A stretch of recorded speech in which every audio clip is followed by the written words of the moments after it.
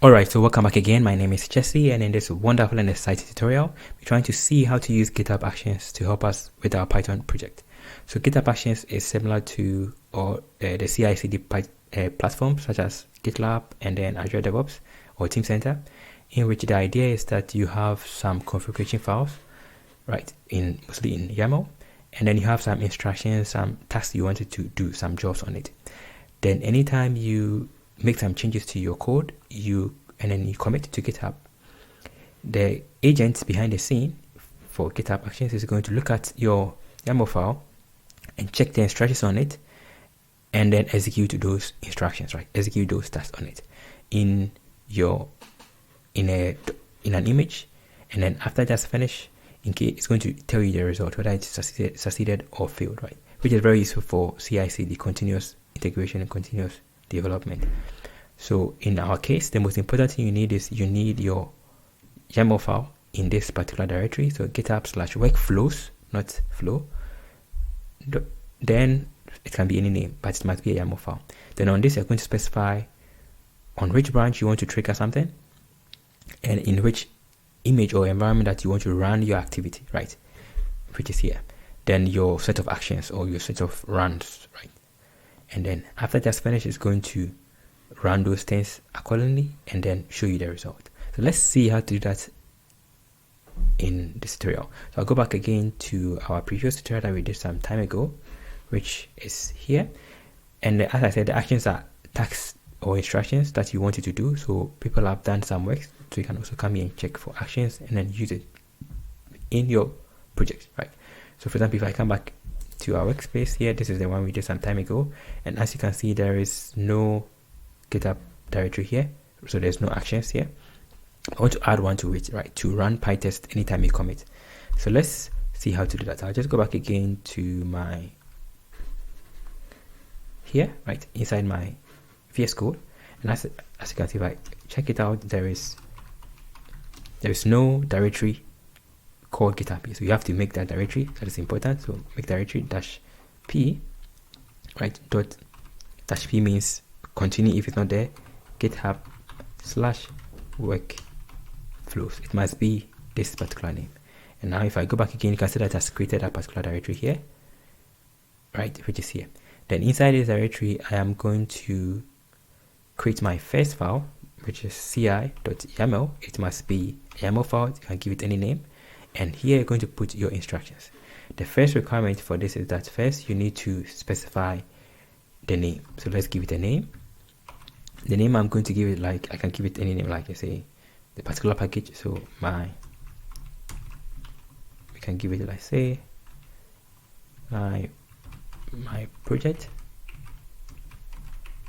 CI, right? It can be any name. Then you must specify on what condition you want it to trigger, right? So trigger on push, and then you can specify the branch.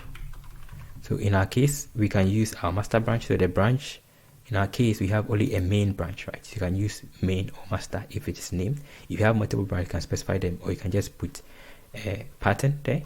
But let's go with main. So let's say I have main branch. So main, that's my branch. And then in case I have develop, I also put there, right? Like this option. That is a branch that's going to be. You can trigger something, an activity, when you push, or you can also add pull request, right? And you leave it like that.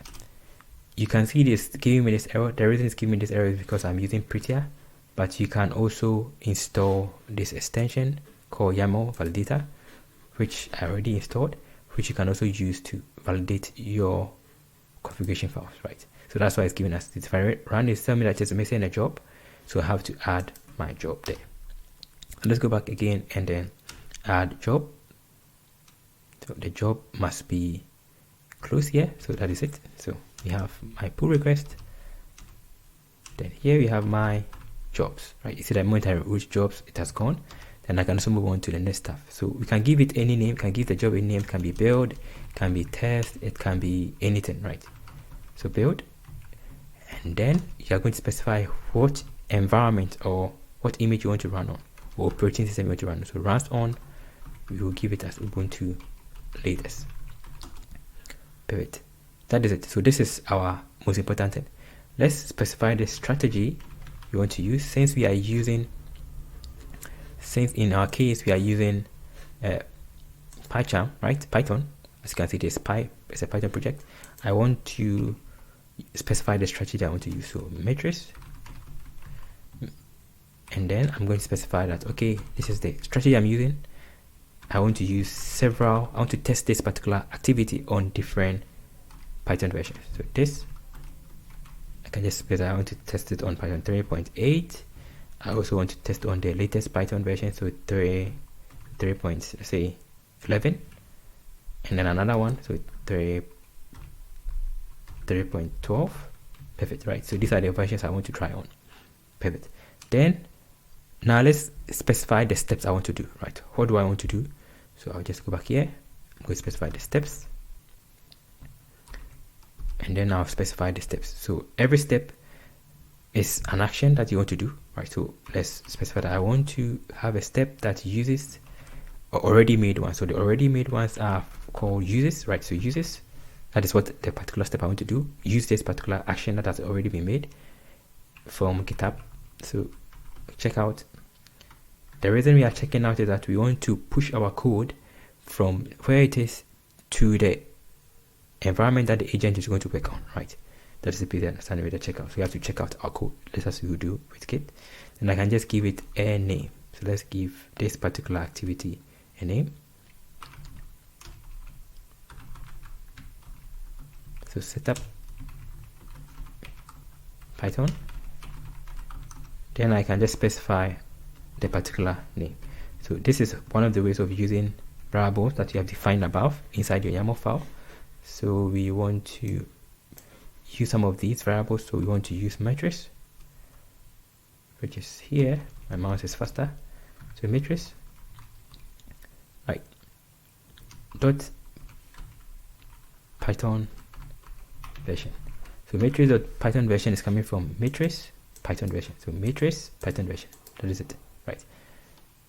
Perfect. Now let's also specify what we want this one to do. So the name of this next task is called setup Python using this particular Python version, and I want to specify the particular Python version I want to use, which is uses. Spelled it wrong. So uses. This is going to go with my actions slash setup Python. This is an action at v4, right? Version 4. You can just put any version there. Then I also specify the strategy. Because I use a strategy, I also have to specify that, okay, with every one of them I want to use that particular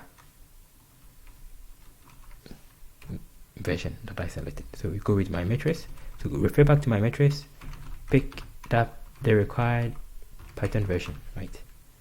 That is it, right? So this alone is going to check out our code. Let's check out our code, specify which Python version to use for our activity. So we have different Python versions which are going to be used to run our code, right? Then we can also specify the main instruction we want to do now. So name, what instruction we want to do. This is the name we are giving. We want to install Pytest. We want to use Pytest to test our code. Then let's go with the command. So run is like script in GitHub, or task in Azure DevOps, or script in the Azure DevOps.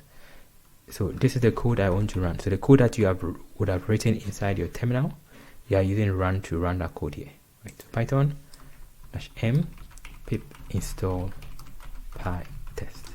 Then let's go with another task or another run, which in this case I want to run the test. So test with pytest here. Then this will go with another run, which go with pytest, right? That is the basic understanding. So we are done with it. So let's see if everything works out well. This is giving us an error. It's telling me that, okay, unexpected values. So the reason it's giving us this error, we have to figure out why, right? So this something. So one of the ways that after, although it looks like it's validated, but we can make it better. So the reason it's giving us this error is because of the indentation, right? It must be in the strategy. Then I have to also indent all of this, and because I'm using the YAML extension and the prettier, it is helping us with our task. So if I go back here, tap, you can also, all this I'm doing, right, there's a simple way you can also do it. And it's telling us, okay, it's giving us some error, invalid format for steps. So we have to fix it out. So how do you fix it? We have to make sure that we are fixing it well, right? So that is one of the things with YAML. Sometimes it can be, a little bit confusing, right? And now everything is working as expected. You have to always make sure that you leave a space here. You can format it with another tool I'm going to show you. So this is giving us an error. Check it out, invalid mapping. Perfect, right? So there's another way you can also check if it's correct. Apart from using the validator that we showed you, you can copy this one and then go to your YAML, right here, and then you can see that I was trying one of them and paste it. If it's valid, it's going to show that it is valid, right? It's valid. If I make a mistake somewhere and I run, so instead I just tell me that there's an error here, and this is the location of it, right? So if I go with this, it is fixed, right? Perfect. So you can also use this particular one to try, but it has been validated here as there is no errors here. Perfect. So now let's save this that we have and then go back to our location. If I go with LSHA, you can see that we have my location here, and that's where the configuration file is. I can now add it to my workspace, to my GitHub. So git add or git status to see what we have. So you say we have it here, then git add .github, and now I can just go with git commit. Let me bring it up so that I can see. Git commit, and we are using conventional commit, so call, you can call it a CI, so add CI, right, for GitHub Actions. Perfect. And now I can just go git push, and now once I push it, it's automatically going to go back to my GitHub, which is here as we saw earlier on. And if I go back here and I refresh this, so now it is here, right? And once you can see that now it has been committed and it's failed, right? It failed here because of some instructions. So you can just go back to this place, click on this to see what had happened, and you can see that it failed here, right? So workflow fails, and let's check why it failed. It's telling me that, okay, the version with architecture was not found for Ubuntu, right? So the particular version for Python that I want was not found on this particular option. To show more, it's going to specify, if I click on this, I can get all the versions that are supported. So I can click on this here. You see all the Python versions supported. Open this one in new tab. These are all the Python versions that are supported, right, for my build. So we have Python versions, right? So we can just go Python 3.12, and if I go back and I check it out, you can see that Python 3.12 is only on 18 and right? So this is something you can also check out. So let's take it out. So I'll go back again. It's good it failed so that you see how the errors are. So I'll go back again, and I may not edit it. I'll just take this one off. And let's try it again. So I'll save it. You can see the changes. So status, it's a change, add. Then we can go with my core, my activity. So you can refactor. This a refactor. So refactor. Then let's say drop 3.11 from CI, right? So git push, and if everything is successful, if I go back and I check it out, if I go back and I check the locations here, if everything is built, you're going to see that it's working well. Go back here, so it is working perfectly, right? And this has triggered our activity, and now it's working. You can see that it's in progress. You can click on this, you can see that the job has finished, right? So it's finished with 3.8, perfect. Setup job, we check it out. It's set up Python 3.8. It installed Pytest as we specified. Then it ran the test that we had for our script. It passed, perfect, right? And just checking out. So this is useful and it's very nice, but sometimes you want to make it look nicer. So let's see how to beautify this, to add some graphics to this, right? So I just go back again to our configuration file, just here, this particular configuration file, and we want to add some actions. So we can just go back to your actions, marketplace, and I want to add an action for making it publishing my test, right? So I can just search it here. So publish PyTest, right? So I check it out. So run PyTest with PyTest is one. There's also one I want to publish test results. So test results. So there are several of them, right? So this is what I want. So click on this. It gives you the option of specifying the particular environment or the particular view that you want your unit test to look like, which is quite useful and quite nice, right? So I'm just going to copy this one, just copy this entire stuff, and then go back to my YAML file, and then I'll paste it here, right? So I'll just go back to the same place and then paste it here, right? So hopefully everything is working well, perfect. So this is the new one, so we are publishing it, and this action is coming from here, already done for us.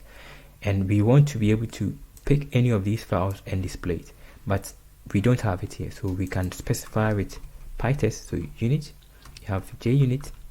PyTest has another function called JUnit, and then I want to XML. We want to save the result, not just in the terminal, but in a particular file, right? So save the result is equal to my test result.xml. Right. This is a directory, but we don't want to use a directory. We want to refer to that particular file. So I can just go back again and refer to this file itself, this file that I have, the file here, right? So we can just go back again and say, okay, look for this particular file, right? So it's going to look for this particular file. If you have multiple tests, then you can use any of these things, but we have only just one file, so we want to pick it from our location. I'll save this one, and then I'll go back again, and then let's start again. So git add, let's say we add publishing result to test. This is not a refactor, it's a chore that we are doing, or you can call it a CI. Then git push. Perfect, that's push it. If I go back again, I check it out. So now that's started. So add publish, so it is working, successful. It's now being queued, it's running, and push. If I check it out, it's running all the builds, and this builds in parallel, right? So it's running, working, and if it fails, it's going to tell you that it just failed, right? So the test passed, test result is passing, and you can see that we have a very nice UI that shows the test, right? So these are some of the ways you can include your repository to make it more easy. Apologies for how long it has been, but I hope you have understood the concept. So the basic idea that first of all, you need to make sure that you have your YAML file with all the instructions on it, and then you specify what it triggers on and the particular actions that you want to do, as well as the image. You can also do more, right? There are a lot of things you can do. You can check it out. So thank you for watching this tutorial. See you another time, and I'm going to put all of this inside a blog that I can also check it out for future use. See you another time. Stay blessed. Bye.